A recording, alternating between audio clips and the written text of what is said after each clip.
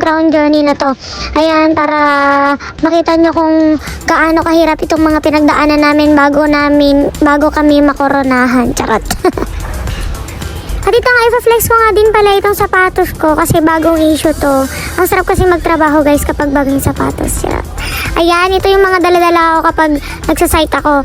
May metro ako, may clipboard ako, tapos ayun lang, props. Charot.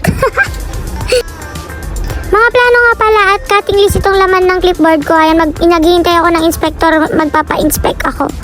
Ayan, ito yung cutting list. Yan, yung sinusundan sa bakal. Tapos ayun na nga, medyo makulimlim, baka umulan. Hindi nagtagal at ayun na nga, nagsitakbo na kami pababa kasi zero visibility na, sobrang lakas na ng ulan. Hindi ko na makita ang halaga ko sa'yo. Charot. Paminsan-minsan, kailangan din natin i-flex ang ating sarili. Ayan, kailangan nating mag PPE check or outfit check. Charot lang. Kailangan din natin minsan buhatin ang ating mga sarili. Ay, palagi pala. Charot. Titingin pa eh. Aba, matapang. I-flex ko din pala itong mga bayani ng taon. Ayan, konting-konti na lang magdadarna na sila. Napakahirap ng guys, ng magtrabaho dito kasi sobrang taas na. Ayan, sobrang tatapang ng mga tao na to. Konting-konti na lang, kahit matigas yung ulo. Konting-konti na lang, sasabitan ko na yung mga leeg. Charot. Sabi ko nga sa kanila, mag-selfie na kami para may remembrance kami. Ayan. Yung selfie namin, nakarating na din ng Australia. Ayun, pababa na muna ako kasi baka kalawangin na ako sa taas. Grabe kasi ang panahon. Uulan tapos aaraw. Ayan, nagkakasakit na ako. Nagkakasakit na ako kasi namimiss na kita. Charot. Ganyan lagi tsura ko guys kasi balot na balot ako at lalo pag mainit sa taas. Para akong ninja moves. Woo! At ito na nga, malapit na ako makapagpabuhos. Malapit nang matapos lahat ng gagawin dito sa taas. Tapos, ayan, ang dami-daming bakal. Ang dami ng kabit mo. Charot. Inaya ko nga din pala itong dalawang marites na to. Ayan, inaya ko pala si Ses at si Poleng para mag-picture-picture dito sa taas. Kasi syempre, last na buhos na to. Kasi syempre naman, Tower 2 forever. Kami kasi yung mga gangster ng Tower 2 guys.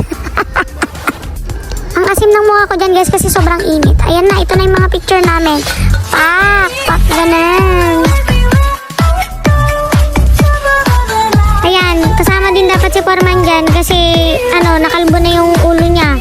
Kakakonsumisyon. At ayun na nga, inabot pa ako ng gabi kaka-selfie. Charot. Ayan, umakyat pa ako, nagpa-inspect pa ako ng gabi. Ayan, nandito ako ngayon sa taas. Tapos may pa-fireworks pa doon.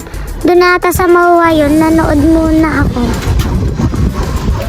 Vlogger muna tayo ngayon. Bago tayo magalit, mag-vlog muna tayo.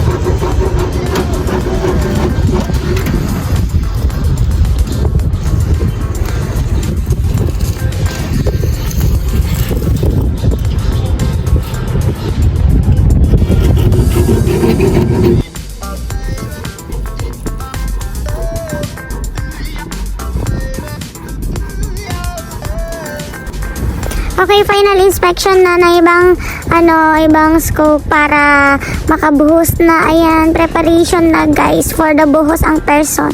Ito na nga ang pinakahihintay ng lahat dahil malapit na kaming mabulok sa taas. Sa wakas na mabubuhusan na din namin itong crown. Makakoronahan na kami. Makakoronahan na lahat ng nagtrabaho. Ang saya sa feeling na nakikita mo ako. Charot. Ayan na, nagbubuhos na guys. Malapit na kaming matapos. Kakasimula pa lang pala namin. At ito na nga dahil kabado kami. Ayan, chinecheck namin yung nasa ilalim. Baka may bumigay. Bumigay na naman kasi marupok. Charot. Huwag ko daw siyang videohan guys. Ako daw yung picturean niya. Ayun nga, pinicturean niya ako. Pagkapasa niya sa akin ng picture, para akong butanding.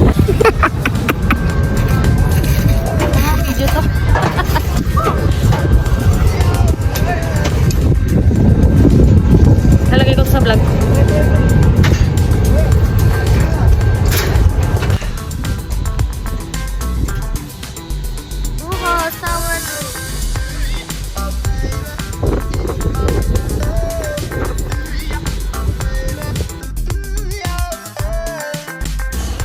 Buti na lang guys nakisama ang panahon. Buti na lang maganda ang panahon parang ako.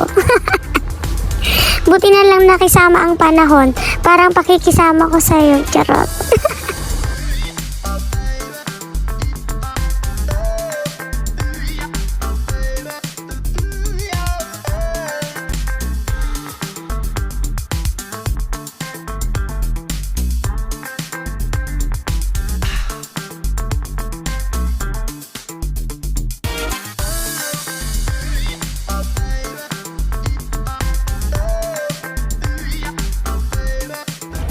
At ayun na nga, inumaga na kami. Anyway, congrats sa lahat. Bye!